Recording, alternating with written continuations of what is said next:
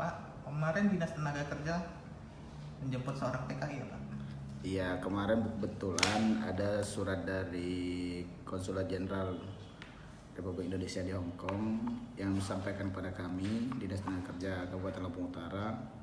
bahwa ada seorang yang harus dijemput di Bandara Raden Intan yang bernama Titi Suryani yang kebetulan berdomisili di Desa Dusun Mulyorejo 1 RT 0103 Kecamatan Bunga Mayang Kabupaten Lampung Utara, dikarenakan beliau menderita penyakit kanker paru sehingga dipulangkan oleh KJRI Hong Kong dan didampingi oleh Saudara Agustab Lias yang dari Konsulat Jenderal untuk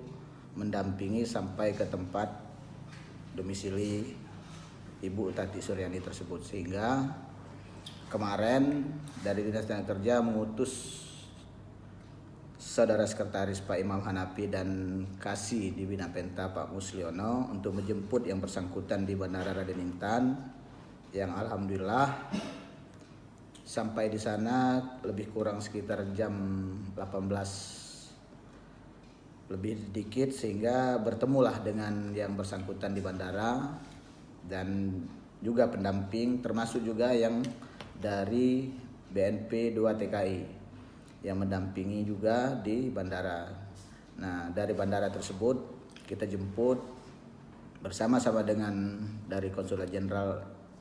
Republik Indonesia yang mendampingi dari Hong Kong tersebut dan pendamping juga dari BNP 2 TKI langsung meluncur ke Desa Mulyorejo ke domisili Ibu Tati, sehingga alhamdulillah pada jam lebih kurang jam 20.30 sampai di kediaman yang bersangkutan dan diterima dengan baik oleh keluarga. Dan di samping itu juga yang menjemput ada dari keluarga Ibu Tati itu sendiri, adik dan kakak-kakaknya, sehingga kita juga bisa berkomunikasi juga dengan keluarganya dan bersama-sama lah untuk mengadakan penjemputan tersebut. Mungkin itu yang dapat saya sampaikan. Untuk Ibu Tati sendiri itu apakah termasuk TKI legal Pak? Bu Tati ini adalah TKI PMI yang legal, sehingga mereka dipulangkan bukan karena permasalahan ilegal ataupun tidak ilegal, tapi dikarenakan beliau menderita penyakit yang memang perlu waktu untuk penyembuhan. Sudah berapa lama dia menderita sakit? Semenjak 2 tahun yang lalu atau lebih kurangnya 3 tahun kalau di 2019 ini, sehingga di sana dilakukan pengobatan-pengobatan